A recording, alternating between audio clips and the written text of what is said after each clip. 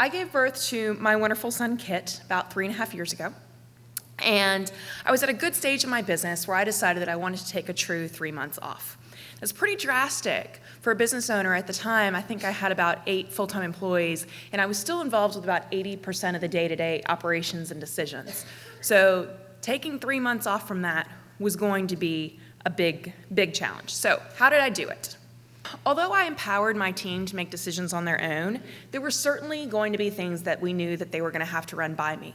So I designated my office manager as the one employee who could reach out to me. She would field as many questions as she could, and then she would text me when she had questions that she just flat out couldn't answer. From there, I had my leadership team send me weekly email updates, so I had a quick pulse as to what was going on. And then once Kit and I got into a routine, we started having weekly leadership meetings at my house. So between breastfeeding and meetings, there they were in my living room. It was great. It's not realistic to think that you, as a CEO who's probably working 50, 60, 70 hours a week, can spread your workload out among your existing staff. So you're probably going to have to hire temp help.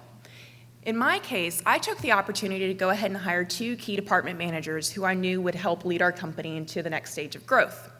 One of them was hugely successful and is still with us today. The other one nearly destroyed my company. I basically, due to budget reasons, I gave myself about 5 weeks to hire and train 2 completely different department heads while also getting my staff ready for me to take a leave. 5 weeks is not enough time. Not only was it not enough time to train that person, but the bad hire, I also didn't have time to work with them side by side and recognize that it was a bad hire. You know, her leadership methods did not at all jive with mine. She clashed badly with her team and the company culture, and we ended up having 100% turnover within her department. By the time I came back to work months later, it was too late. The damage was done. So make sure when you hire those people, make sure you've got time to work with them and that you're not just saying, here's the protocol book, I'll see you in 3 months. Decide how you are coming back to work. Okay, we definitely always talk about transition plans and what it's like to be gone, but we rarely talk about transitioning back into the workplace. And this was really important for us. My team had gotten used to making all these decisions when I was gone. Well, when I came back to work, I was full of hustle and I was ready to jump back in and take those decisions back over. Well, guess what?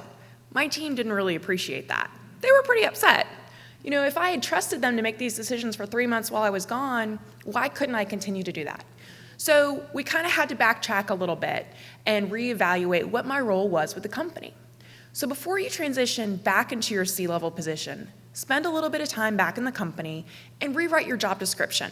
Figure out what your daily duties are, assess what other people, your employees are doing, and empower them to keep doing it really well.